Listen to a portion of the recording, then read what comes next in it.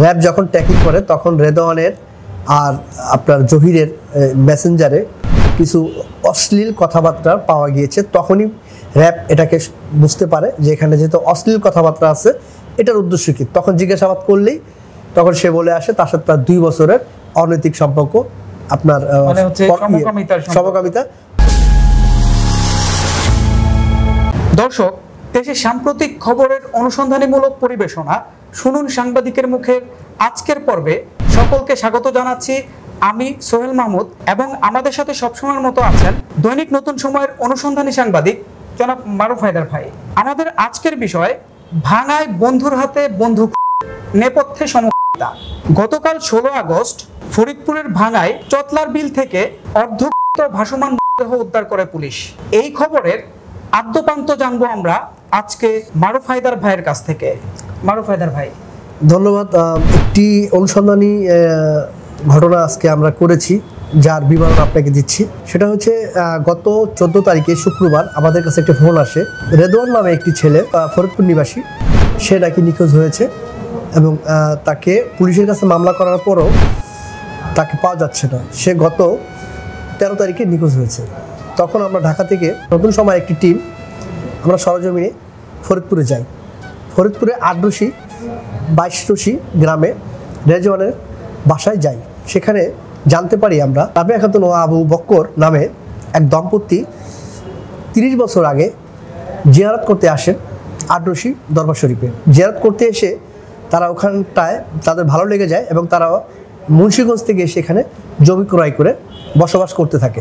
এক পর্যায়ে আজকে তার ছেলে এবং একটি মেয়ে থাকে। মেয়েটি বিবাহ হয়ে যায় আর ছেলে রেদওয়ানের 25 বছর হয়েছে। সে গাজীপুরের একটি ইঞ্জিনিয়ারিং কলেজে ডিপ্লোমা কমপ্লিট করে।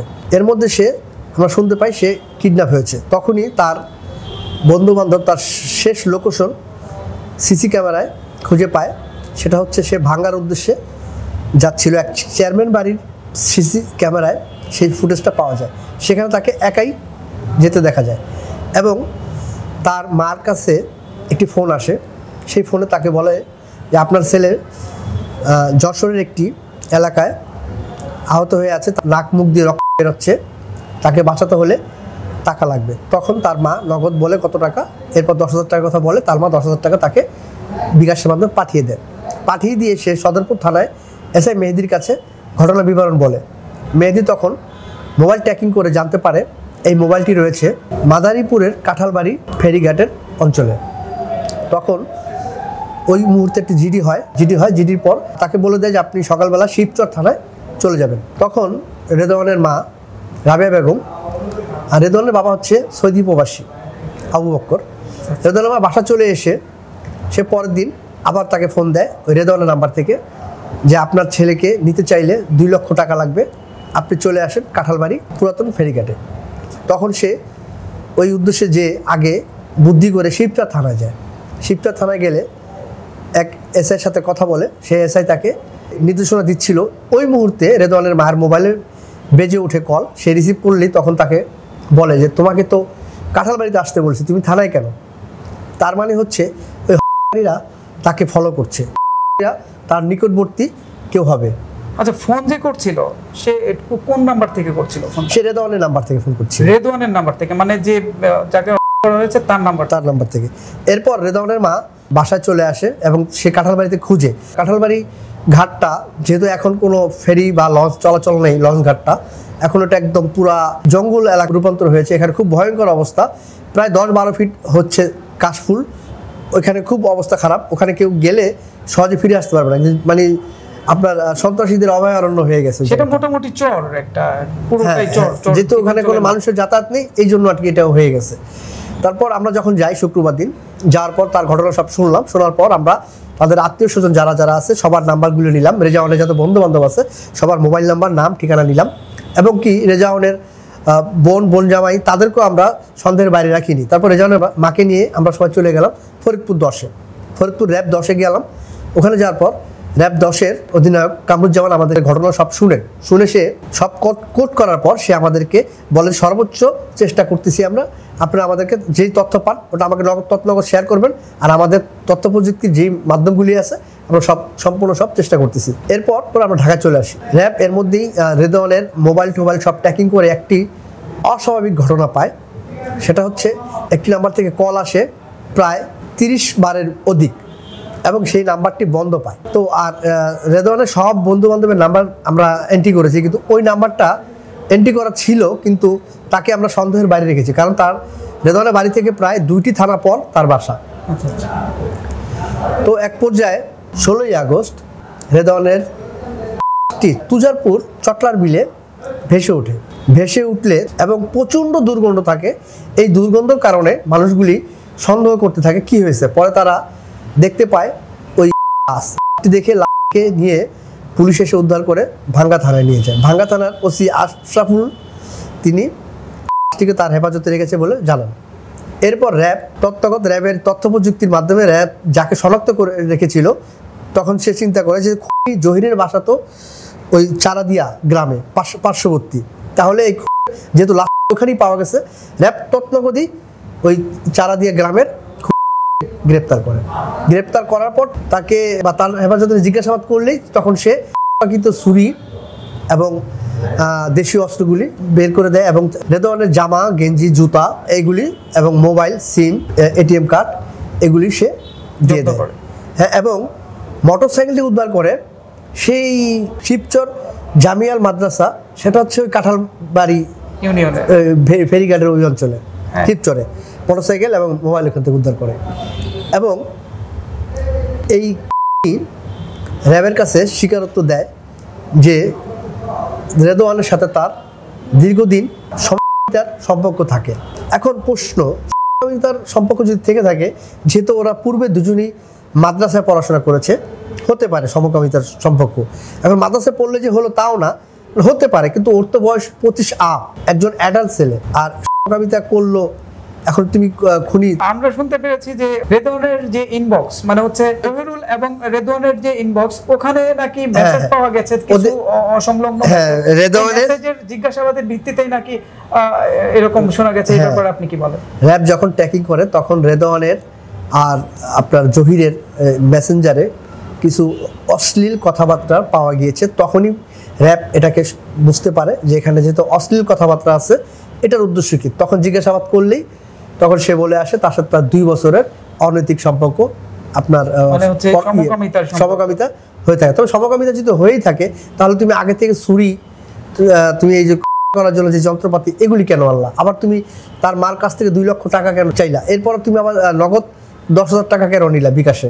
এবং তার মোটরসাইকেল এবং মোবাইল কেন তুমি লুকিয়ে রাখলা? এবং তুমি প্রত্যেকটা তথ্যগুলি সে আগে থেকে জেনে যাচ্ছ। এখানে কিন্তু খুনি জহির একা জড়িত না, আমার কাছে মনে হচ্ছে এখানে আরও কেউ আছে, কারণ সব তথ্যগুলি কিন্তু সে জেনে যাচ্ছিল। আমাদের গতিবেদ, মুভমেন্ট সব তার জানা হয়ে যেত। আপনার রেদওয়ানের মা রাবেয়াকে ফোন করে বলতো যে তুমি র্যাবের সাথে ওখানে যাচ্ছ কেন, সাংবাদিকের সাথে কি কথা বলছো, তুমি টাকা নিয়ে আসো, তুমি আবার কার কাছে যাচ্ছ, আবার থানা যাচ্ছ কেন? হচ্ছে যে আসামি যে বাদীর সামগ্রিক অবস্থান সম্পর্কে অবগত ছিল এবং সম্ভবত আসামির সাথে আরো 2-1 জড়িত আছে, কারণ সে তাকে তথ্যপাত্র দিয়ে শেয়ার করতো।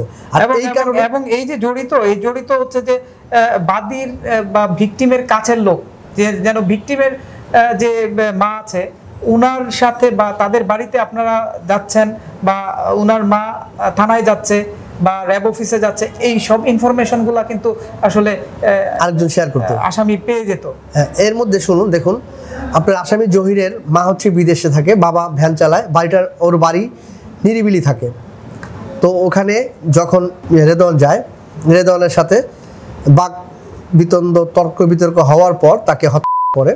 রেদওয়ানের আপনার কবজির 2 হাত থাকে, পায়ের 2 রক্ত থাকে এবং পেটটা থাকে। ওকে প্রথমে করে বস্তাবন্দি করে ওর পাশে পুকুরে রেখে দেয়। পুকুরে রেখার পর রেদওয়ানকে বারবার পুকুরের দিক তাকিয়ে অপেক্ষায় থাকে জহির, দেখে যে কখনো ওটা ভেসে ওঠে কিনা। যখন 1-2 দিন পর ভেসে উঠলো, তখন নিয়ে এসে পাশের চটলার বিলে নিয়ে যে বালির বস্তা দিয়ে পেট কেটে পেটের ভিতরে ঢুকিয়ে জিআই তার দিয়ে বেঁধে পরে চটলার বিলে রেখে আসলো। মনে করলো যে এইভাবে বুঝি শেষ হয়ে গেল। পৈশাচিক কিন্তু একটা অবস্থা। কিন্তু যেহেতু আল্লাহ চাচ্ছেন এটা একটা রস উদ্ঘাটন ঘটুক, তাই গলে একদম খুব মানে অর্ধত হয়ে আবার ফুলে ভেসে ওঠে, যে কারণে টোটাল এরিয়াতে ভয়ানক গন্ধ আসে, মানে একটা দুর্গন্ধ। সেই দুর্গন্ধ থেকেই পাবলিক শনাক্ত করে এটাকে।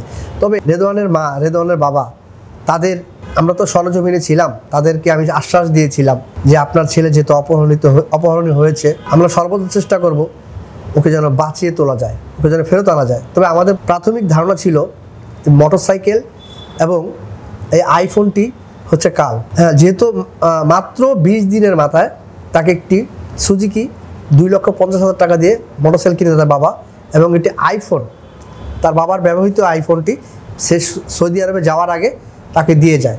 হ্যাঁ, তো এই দুইটা কারণে আমরা প্রথমে মনে করেছিলাম, তবে এই দুটাও জড়িত আছে। হত্যাকারী হয়তো বাঁচার জন্য স্টেটমেন্ট এটা দিতে পারে, যেহেতু র্যাব উদ্ঘাটন ঘটিয়েছে, তাদের উপরে তো আমাদের আস্থা থাকবেই, তাদের এই বয়ানটাই কিন্তু আমরা বলেছি। তবে এর মধ্যে আরও অনেক কিছু বেরিয়ে আসবে চার্জশিটে, এবং সবথেকে বড় কথা হচ্ছে, দেখুন, শত্রু কিন্তু আপনার বন্ধু, সে কিন্তু আমাদের সাথে মিশে আমাদেরকে অনেক তথ্যপাত্র হেল্প করেছে, কিন্তু আমরা তখন তাকে শনাক্ত করতে পারিনি। হ্যাঁ, মানে আপনাদের সাথে জহিরুলের আগেই কথাবার্তা হয়েছে। হ্যাঁ, আমরা যখন রেদওয়ানের সব বন্ধু বান্ধবকে ডেকেছিলাম, সেখানে জহিরও ছিল নাকি বলে আমাকে দুজন বলল, জহিরও ছিল, কিন্তু জহিরকে কেউ শনাক্ত করতে পারেনি, কারণ জহির তো অনেক দূরত্ব গ্রাম, ওকে কেউ মানে সন্দেহই করেনি, অথচ এই করেছে এই ঘটনাগুলি। তবে জহিরের সাথে আরও বন্ধু বান্ধব থাকতে পারে, এটা আমার ধারণা, কারণ না থাকলে সেই মেসেজগুলি সে কীভাবে পেত, যে মেসেজগুলি তার মাকে দিয়েছে। তবে যাই হোক, আমরা মনে করি এই সমাজে এই যে আপনার বাচ্চা এত কষ্ট করে তিলে তিলে গড়লেন, এই বাচ্চাটিকে আপনি প্রবাসে থেকে এত কষ্ট করে ঘাম ঝরিয়ে এই টাকাগুলি দিয়ে আপনার সন্তানকে আপনি মানুষ করলেন, লেখাপড়া করলেন, আজকে এই পর্যন্ত নিয়ে এসে লাস্ট ফিনিশিংয়ে একটি মোটরসাইকেল, একটি মোবাইল দিলেন। কিন্তু এটা দেওয়ার আগে আপনার প্রতিবেশী, আশপাশে খবর নিন, আপনার ছেলের প্রতি কারা, কোন নেকড়েরা অপেক্ষামান আছেন, কখন তাদেরকে স্বীকার করবে। এই জন্য আমি মনে করি যে প্রত্যেকটা ছেলে মেয়েদের আমাদের গার্ডিয়ানদের উচিত তারা কোথায় যায়, কি করে, তাদেরকে খেয়াল করা। আমরাও কিন্তু দেখে তাদেরকে পক্ষানুপক্ষভাবে সে গেমস খেলে কিনা, নারী ঘটিত কোনো কারণ আছে কিনা, এগুলো কিন্তু আমরা অনেক কিছু ইনভেস্টিগেশন করেছি। তখন কিন্তু তার মা বলেছে আমার ছেলে নামাজ পড়ে 5 ওয়াক্ত এবং সে দাঁড়িয়ে রেখেছে, তাহলে তার ভিতরে সমকামিতার কোনো কথাই আসে না। কিন্তু দেখুন, বাস্তবতা হলো সমকামিতার সাথে সে লিপ্ত ছিল। তাহলে আমাদের সন্তানদেরকে যদি আমরা চোখের আড়াল হয়ে যায়, তাদেরকে যদি আমরা চোখে চোখে না রাখতে পারি, তাহলে সন্তানকেও হারাবো আর সারা জীবনের পারিশ্রমিক এই অর্থটাও খোয়াবো। ধন্যবাদ মারুফ হায়দার ভাই, আসলে খুবই মর্মান্তিক এই যে রেদওয়ানের যে হত্যাকাণ্ডের যে ঘটনাটা। যারা অভিভাবক আছেন তাদেরকে সবসময় নজর রাখতে হবে তার সন্তান কোথায় যাচ্ছে, কি করছে, কাদের সাথে মিশছে, এবং তাদের বন্ধু বান্ধব তারা কেমন, এগুলো আসলে সর্বোপরি আমাদের অভিভাবকদেরকে আসলে সজাগ দৃষ্টি রাখাই এই যে আজকের রেদওয়ানের হত্যাকাণ্ড, এটা কিন্তু আসলে মনে করিয়ে দেয়। তো আজকের এই রেদওয়ান হত্যাকাণ্ড থেকে আজকের মতো এখানেই বিদায় নিচ্ছি। ধন্যবাদ।